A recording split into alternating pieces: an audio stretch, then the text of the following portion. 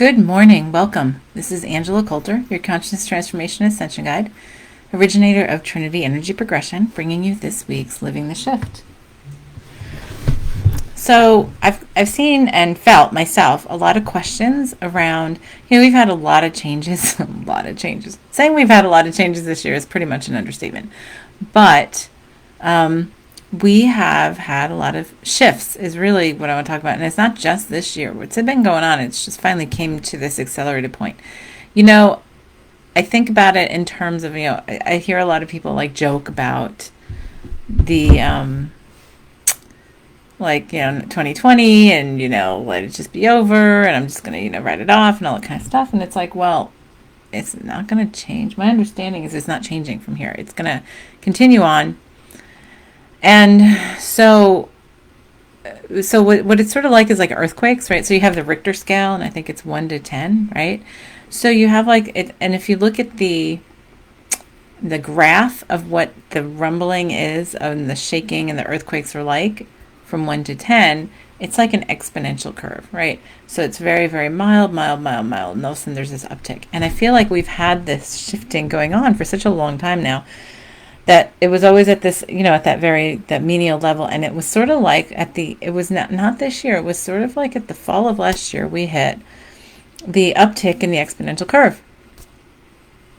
And so, hate to break it to you, but it's just probably going to keep on going up. And we're just going to continue having this incredible amount of change. Good morning, Laurel.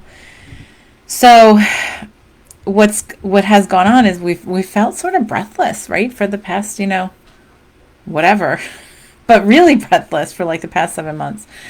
And we've had a lot of changes. We've had a lot of weird things, what we would consider weird, right?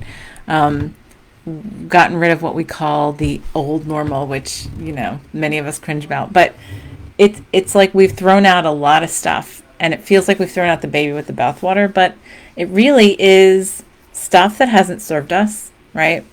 And so what's happened is we've filled ourselves up for so long with these ideas of what makes me an important person, what makes me valuable, what makes me love-worthy, and we go through all this stuff and we create all these stories in our lives of, okay, well, this makes me feel good. And we say, and we often stop at, this makes me feel good, instead of looking beyond that, right? So a lot of the stuff that we've gone through over the past 7 months have really given us the opportunity to sit back and to look in the mirror and say, okay, well, that's gone away. So this thing used to fill up my life, fill up my time, fill up my space and my heart, and it used to make me feel good.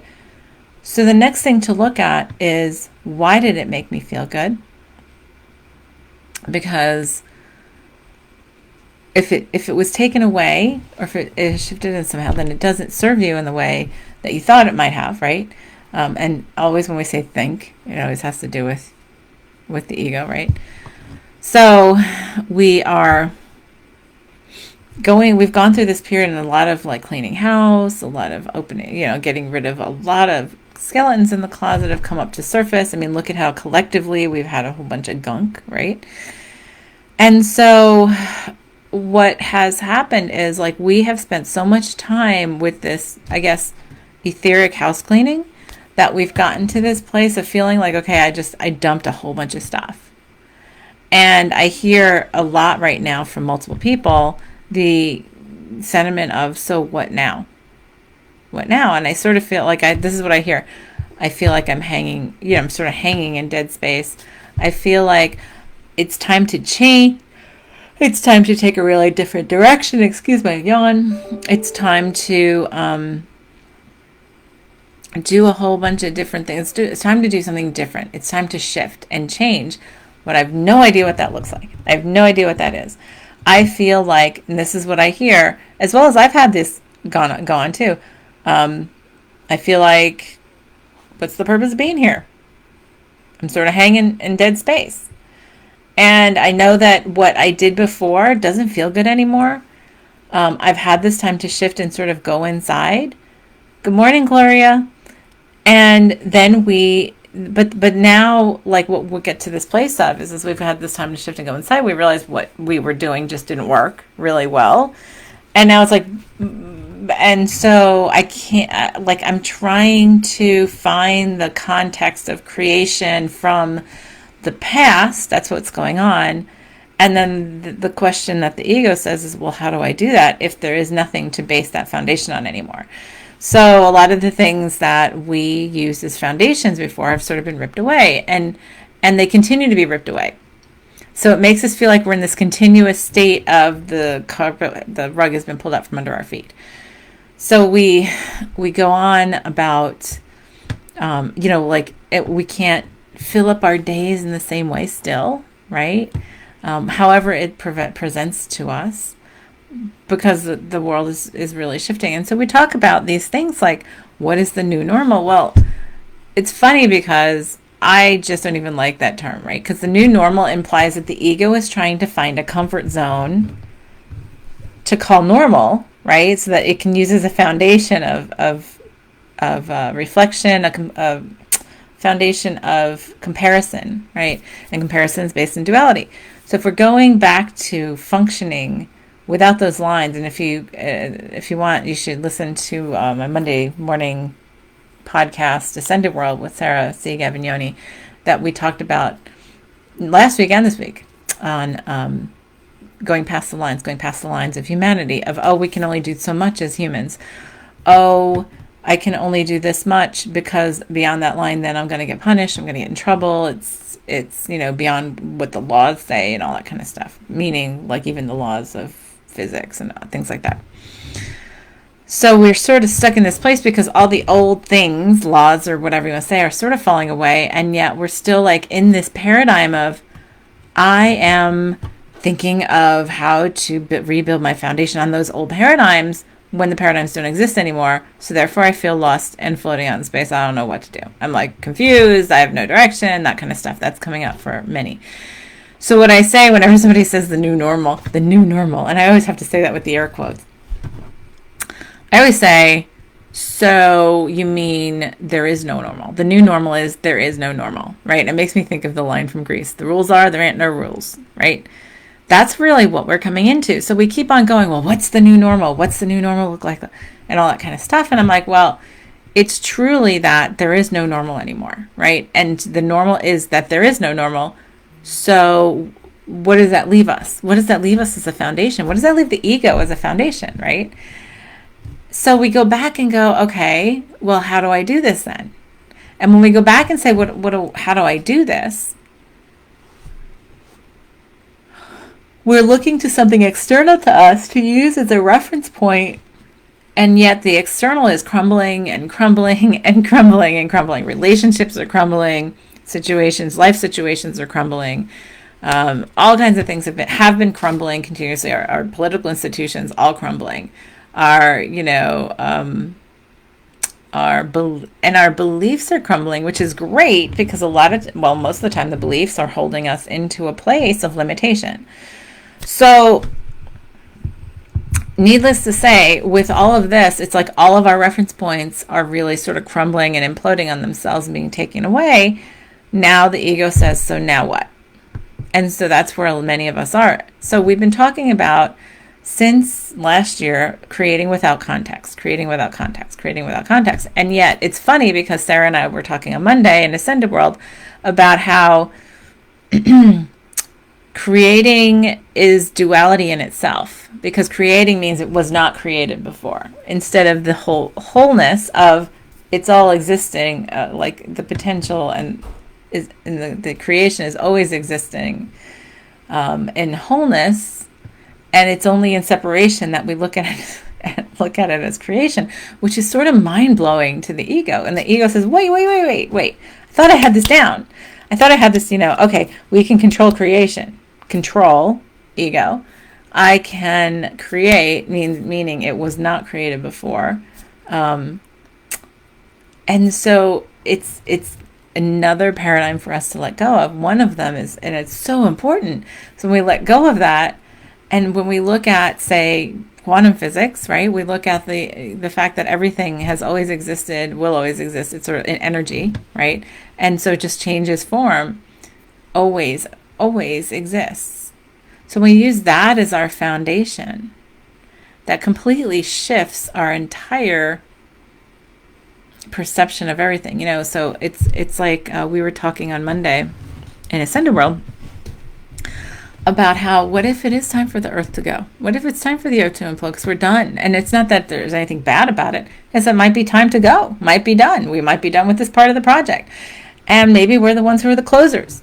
We were here in the beginning. Most of us were here in the beginning, and now we're here to close it out. And so that's why we've been getting pushed to dig deep about like our ideas about death, about really letting stuff go. Because what happens when we get to that place where it's like, well, maybe there is nothing now. When maybe there is nothing more to do in the dimensions of Earth. Maybe it's time to say, okay, and have a huge gratitude and love and the amazing, faceted, dense creation that we did for the part of the bigger picture that's far beyond Earth. So the thing to keep in mind is, which is a challenge because we're so myopic here when we're embodied, is that it's time to let go. Like maybe it's time to let go of Earth because maybe Earth has fulfilled its purpose, and maybe that's why we all feel like, what now? Maybe we've overstayed it. Maybe we've created it, or we've come here and it's like, okay, we're checking off we're doing all the checklist of the closing down shop kind of thing. And maybe we're at those final stages of saying, okay, and now we'll sit in the space of, and now what? And it's not something to mourn. Yes, Sarah says, time to graduate from Earth School. Yeah, time to close the school down, maybe, right? Because we've learned so many amazing things as the divine faceting itself in this density of forgetfulness and all this kind of stuff. So now it's like, okay, maybe what now is truly being present in peace. And it stops being this attainment thing. It stops being this, I have to be this kind of person. I have to do these kind of things. I have to help all these people. I have to go out and do this or whatever. And it becomes this scale. I want to say scale down, but it's not even scale down. It's almost even bigger of saying, this is me, all of this. And it's whole. And it just is. There's no creation left to make or whatever in this density. And it's like, okay, so I got into this discussion. Sarah and I had this discussion yesterday on a Zoom. We were talking about, well, what if, it truly is and I think we talked about it Monday. I can't even remember when we talked about stuff anymore. But as we take out these lines of friction, we talked about lines, how the earth dimensions are based in lines of friction, a line of friction between attraction and repulsion. We talked about that on Monday. And so it's like, okay, so maybe we're done with the lessons of friction, and maybe we're ready to close the earth school in the way of friction, and maybe we're ready to create it in a different way, create something else, or in similarity in a different kind of perspective and experience. And so this is like sort of the moment of, we know what's happening, we know what's going on, and there's no more fighting it, there's no more resisting it, there's no like trying to save it. Like that's a big thing right now. That's a big thing. So many people in the spiritual world are like, how do we save Earth and whatever? Why does Earth need to be saved? And we apologize, we're doing this, but if the universe, and I posted this, I posted a meme about this yesterday, is so the universe doesn't have any mistakes. It's all perfect. We carry it out because we're all the universe, we're all the multiverse, we're all the whole divine consciousness. And this gets into really big concepts. And it's not to think about here, but to really feel into here is, how do we get past all of these habits of, I feel like something's lacking, right? I'm here to save the world. How many people say that? I hear so many people say that, oh, I'm here to save the world. It's me. Well, that's ego. How about you just say, yeah, I'm here as part of the closing crew. And the closing crew, by the way, is all me. And there's nothing to like make special about me or unspecial about me because it just is. I am the closing crew. I am the creator and I am the closing crew. And this could happen tomorrow. It could happen in 100 years. It could happen in 1,000 years. Who knows how long it's going to take us to close down shop, right? Well, in all reality, we've already done it outside of space and time. It's a matter of how it comes into here. And so when we start thinking about that, it's like, okay, and it doesn't make our lives futile. It doesn't make them, like we do those posts all the time out on social media about, oh, well, look at me here. Like, look at how minuscule we are in terms of like the galaxy, right? So like, look at how clueless or not clueless. Look at how useless your futile concerns are, right? And it's like, well, no, because as we've created all the facets of ourselves as the divine, is there is a piece of the whole in each one of us, right? It's as we hold the whole universe inside of us, ourselves as well as outside. And so it's not a either or, it's both. And so we manifest and embody different facets through our journeys of separation, how to, whether we're an individual, like a person, or an animal, or a plant, or Earth, the planet, or all the dimensions of Earth together to make the planet Earth, right? And so it's every individual has a facet of the whole that reflects it wholly. And so, yes, our individual concerns are important. Yet, the thing is to resolve all of them within ourselves. Because as we resolve them all within ourselves, we resolve them all within the whole. And so there's a lot of resistance at the collective level because we've grown quite attached to this experience, to embodying. As much as we say we hate it, we love it, or else we wouldn't come back again and again, which we do, most of us. A vast majority of us who are here have been here many times from the beginning. So, because there's, and the funny thing is when you take out the word beginning and end and just create, just think of creation and the whole, well, of course we're here in the beginning, the middle, and the end, because there is no beginning, middle, and the end. It just is. And when we start perceiving things in that fashion in a completely different way, then we start to say, okay, what is there for me to do then? When I'm guided, when my guidance comes in to do or be something, then I'm guided to do or be it.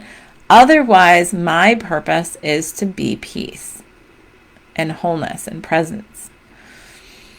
And this is stripping away so many. And it's funny because I have come, a bajillion miles since yesterday. And yesterday I even had sort of like a pukey morning on energetically. And a lot of stuff just started coming in the afternoon, epiphany after epiphany, and not really epiphany, but almost like I keep on stepping down in these layers of peace. Not stepping down, stepping up, however you want to look at it. And, in the conversation I was having yesterday, we were talking about, I said, it's funny because we get so stuck in the, well, what is there to do? What is there to do? Because that's the only way to prove ourselves human, right? Prove ourselves as part of the human experience, to prove ourselves valuable, to prove ourselves like worthy of coming to fulfill the purpose that we came to fulfill. And when we sit there and go, okay, so what if my purpose is simply to be part of the closing crew and do my part as this facet and then high five each other and move on, right? Could be tomorrow, could be 50 years from now. And so it can change from day to day. And so it's interesting because it becomes challenging when you're saying, okay, well, we still support ourselves with money. But the thing is, we still use money as an excuse. We still use having to do something, or what do you do, or your career or whatever, as an excuse, versus saying, okay, this is what I'm being. I'm being this. And I was talking about how I felt like I have personally have felt like after returning, coming home from Mount Shasta and the retreat that I held, a couple of weeks back, I felt I had something come up um, that was sort of like not minor, but minor enough but it sort of threw me for a big tailspin in my household. But it was actually something really from the bigger picture, a small thing, but it was there to trigger me into looking at something and part of this, right?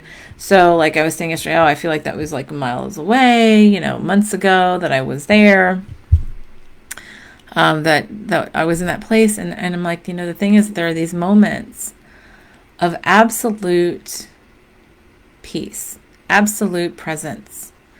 And I get those when I go up in the mountains. I get those when I go to Mount Shasta and to other, energy points, because it's almost like this wholeness is so loud that you can't ignore it there.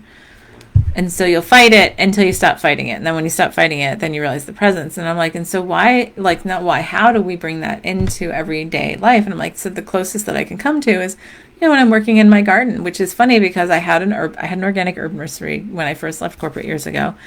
And that's when I sort of found myself. That was my first step of really finding myself after doing what I thought I needed to do, who I needed to be, what I needed to be, what I needed to make, what my title needed to be, all that kind of stuff.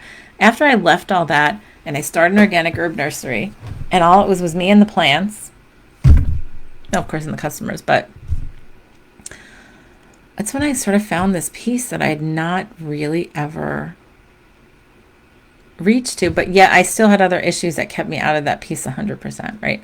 So I got away from that. I've done other stuff. I've been doing this now for 9 years professionally, and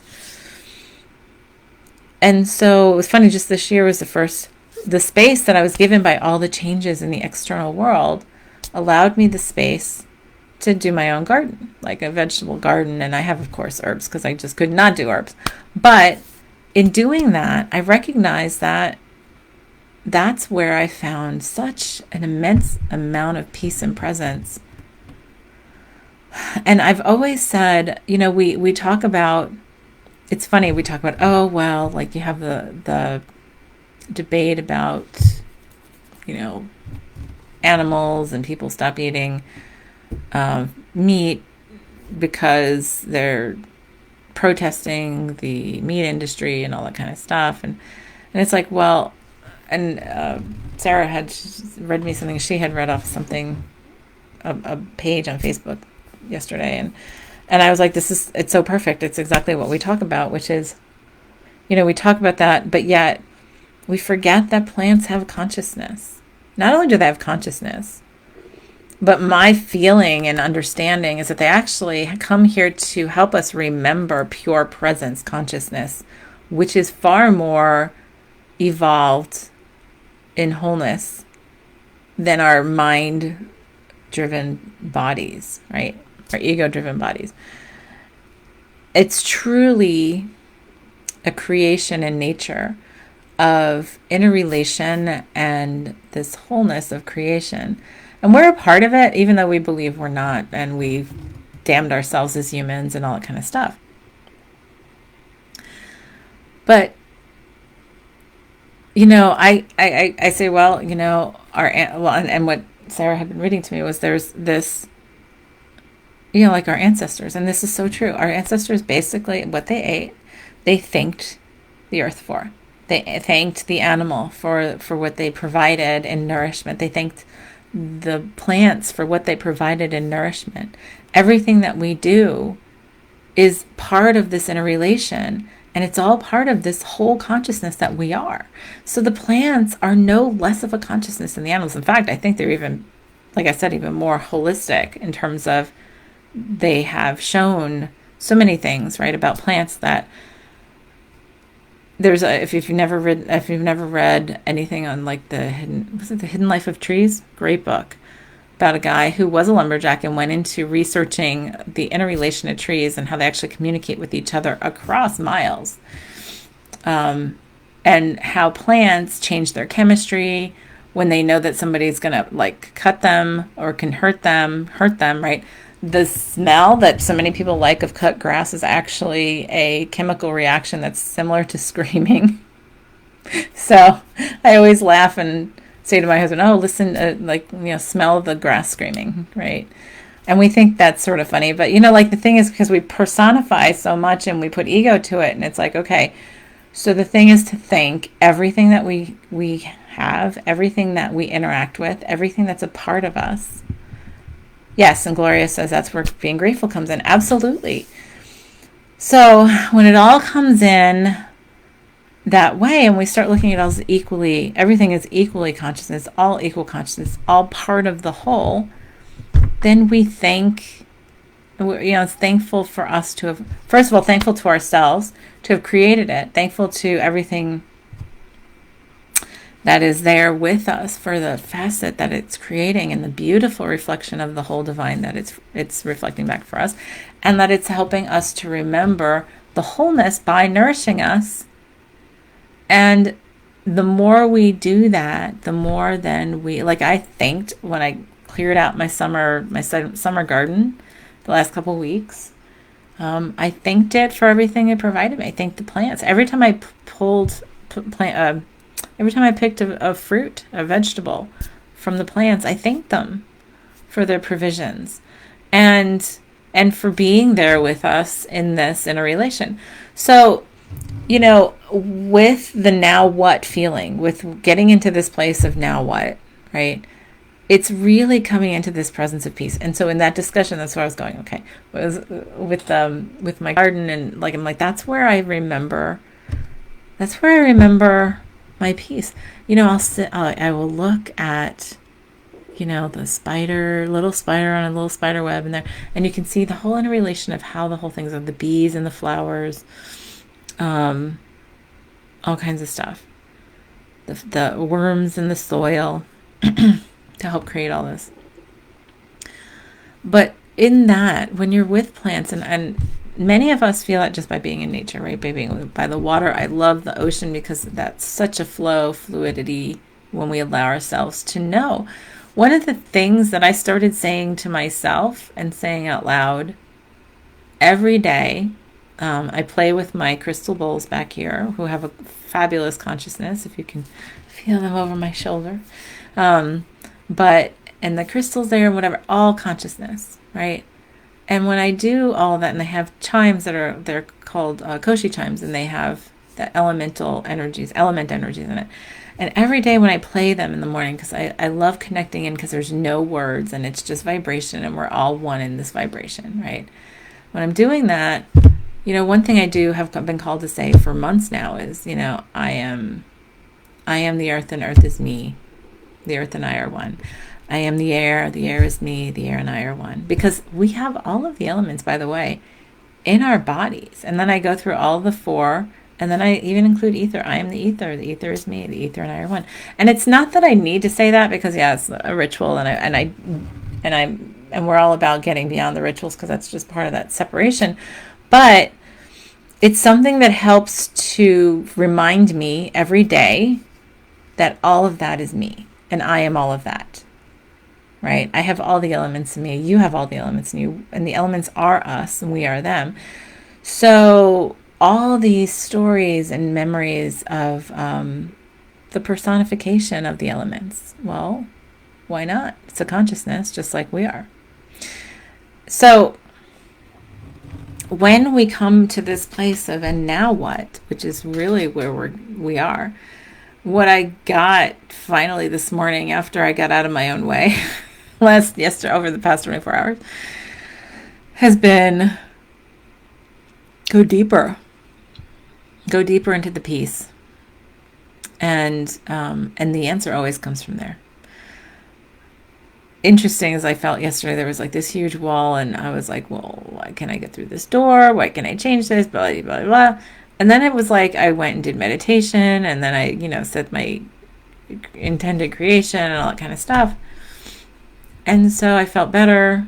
Then I had to go off and do something else. And then it just sort of came to me. I was like, okay, well, this took me years to get to. And so I laughed, and then I was thankful, and then it was okay. And then once that opened up, I was like, oh, okay. And it really truly is going deeper. So we're not used to doing that. We're not used to calming ourselves when we get distracted. We're not used to feeling like the calm is more important than the busyness. We're not used to saying that I have nothing left to do here but be. And that's a really challenging thing for the mind to wrap itself around, right? And it's not saying that we don't do anything anymore. It's that when we say, I have nothing left, there's nothing left for me here except to be, right? And holding this vibration, it's like, okay, so then all that I do will support that as long as I'm committed, well, like when I'm committed to that. Well, that changes the entire scope of what our realities look like. It changes the entire scope of how we live out our day-to-day lives until it's time to go.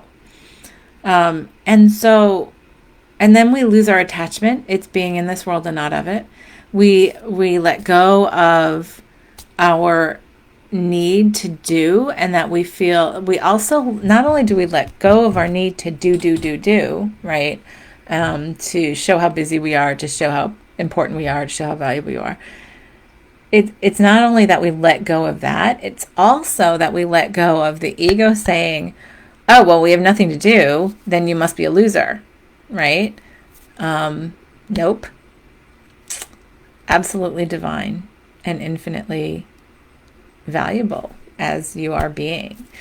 The key is for us to let go. So it's not for us to attain and do and do and do. It's for us to let go and let go and let go and let go till we be. And then we come to this place of such fluidity that we don't need to really, we don't really need to prove anything. And we don't need to, and we do, okay, we might be called to, okay, do this. I'm going to do this. I'm going to be this. I'm going to be called to do this today. And it's like, then we let go of these, and it's a challenging thing to explain because it changes the way we perceive everything. So then we have a completely different context of creation. We have a completely different foundation of no foundation. And then we start to create in a different way. And we actually don't even create. We recognize creation as part of the whole. And then we just shift to another part of it. Or we shift to the parts of it where our attention is guided. So that's like a little tiny thing, right? I know this is like just a little tiny piece in the bread box, and I'm sure this is probably going to be more a discussion on Monday, if not on Thursday of next week. So for you to do your home play this week is to really allow, if you have that voice saying, what now? Go deeper. Take a breath. Commit yourself to, your self-meditation work, your inner knowing, your allowance of wholeness within yourself. And however you do that, whatever kind of meditation you do, whatever. But it's not like, so somebody had said to me the other day, and we've gone over a little bit, so I just want to hurry up and get to this though. So somebody said to me the other day, and I've heard this so many times, oh, well, when I'm out in nature, I'm meditating. And yes and no. Yes and no. Yes. We learn and remember, not learn, we remember how to feel that beingness in nature. However, if you're out in nature, enjoying nature, and at the same time your mind is going, oh, okay, so let me look at this, and da-da-da, and da-da, and look, oh, isn't this fascinating? But what about this, and da-da-da, and oh, I had this back home, and I forgot this, and da-da. That's not meditating. And if you're thinking about, oh, well, how am I going to work this out? And da da da da da. And yeah, you can set that in the beginning as an intention of let me have clarity on how to, on what to do. But committing yourself to not thinking, which comes from the ego, that is really the key to meditation. And the reason we have exercises and all kinds of meditation, energy work, or whatever, to allow ourselves to let go of the chatter. Because if we're walking around in nature and we're chattering inside our head, that's not meditation. If we're walking in nature and we're actually shutting down all the chatter, that is meditation. I always I always set my intention when I go for walks to have the whole thing be a walking meditation. So going quiet, going more quiet, because the chatter is all about the doing, and the quiet is all about the being. And it's not for us to judge the chatter, but it's to say it and say thank you for what you've done. And I'm ready for the silence now. I'm ready for the peace. Because the peace in being is where we have the clearest guidance on the doing, actually. So anyway, so work on that this week. Not work on that, play in that this week. Play in, and yes, walking in nature is great, but if you're not taking any time to truly silence your thoughts, meaning the chatter is gone and all you have is silent space, then that is what there is to focus on. And everything might be taken away until there's no other choice but to find that. So, again, like I said, smaller than a bread box this week, right? So have a great one. We'll talk to you next time. Thank you for joining me. This is Angela Coulter signing off with this week's Living the Shift.